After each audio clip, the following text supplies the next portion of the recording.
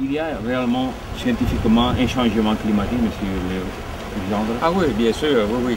Ça, il n'y a pas de doute à ce propos, à savoir que l'océan change. L'océan, depuis un siècle, s'est réchauffé.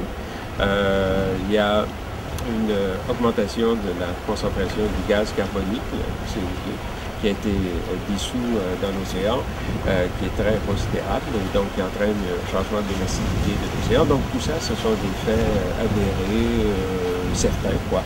Et la question qui se pose, c'est plutôt ce qui arrivera dans le futur.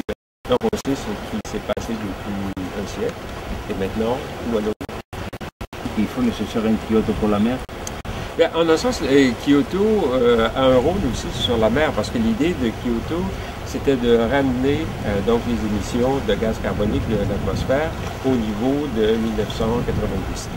Donc, ça n'est pas très très ambitieux, vous savez, Kyoto, c'est tout petit, mais c'était un geste. C'était l'idée de vouloir agir sur les émissions de gaz carbonique dans l'atmosphère, ce qui a un effet sur l'océan, puisque ces émissions de gaz carbonique dans l'atmosphère sont en grande partie absorbées par l'océan. Actuellement, le gaz carbonique que nous rejetons de l'atmosphère est celui que nous avons rejeté depuis 150 ans, depuis le début de l'ère industrielle. Il se retrouve en très grande partie dans l'océan.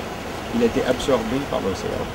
Et donc, si nous rejetons moins de gaz carbonique de l'atmosphère, il y en aura moins qui ira dans l'océan. De la même façon, l'augmentation de gaz carbonique dans l'atmosphère entraîne une augmentation de la température, ce qui réchauffe l'océan. Donc Kyoto et l'océan, c'est tout à fait relié. Et bien sûr, tout effort de limitation des émissions de gaz carbonique dans l'atmosphère a un effet sur l'océan. Donc Kyoto pour l'atmosphère, c'est Kyoto pour l'océan aussi. Et donc, le but, je pense, de l'entente du protocole de Kyoto, ce n'était pas vraiment de tenter de régler le problème de la planète, parce que ça, il faudrait faire 10 fois Kyoto.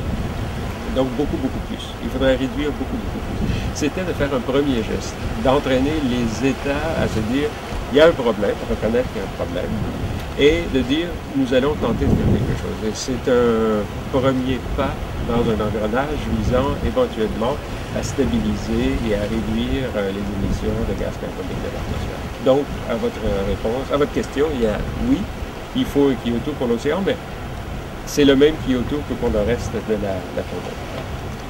La Méditerranée, c'est une mer très fermée.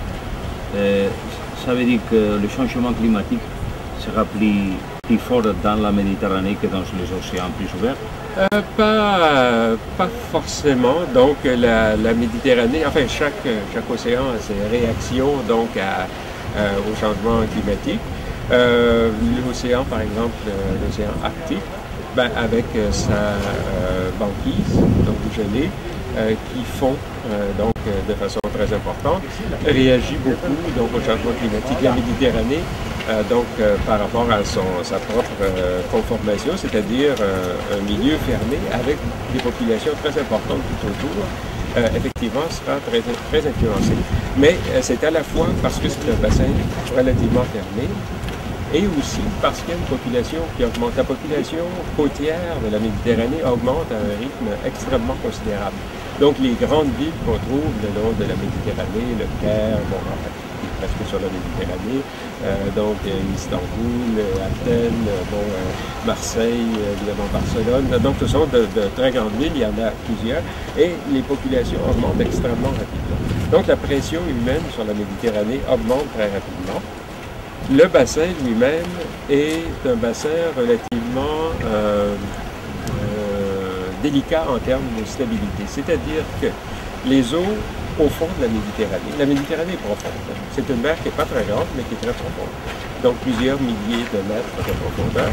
Et les eaux qui sont au fond de la Méditerranée sont progressivement renouvelées par des eaux qui viennent de la surface en hiver, qui deviennent très froides et qui coulent en profondeur. Et ça, ce mécanisme est peut-être en train de s'arrêter parce que les eaux deviennent plus chaudes en surface et donc ne coulent plus en profondeur. Et là, on pourrait se trouver à interrompre le mouvement qui permet au fond de la Méditerranée d'être vivant, dans un certain sens. Parce que si les eaux de surface ne plongent plus de la surface vers le fond de la Méditerranée en hiver, eh bien, progressivement, le fond de la Méditerranée va perdre son oxygène et la vie va disparaître. Donc, ce fait d'un bassin fermé, avec une grande population, avec des conditions tout à fait particulières donc de ces mouvements de la physique de l'océan, font de la Méditerranée un milieu très délicat, mais qui n'est pas le seul des milieux océaniques à être très délicat. Je vous ai mentionné l'Arctique, on pourrait mentionner d'autres régions. Donc, plusieurs régions de l'océan sont très sensibles au changement climatique. La Méditerranée, c'est là-dessus.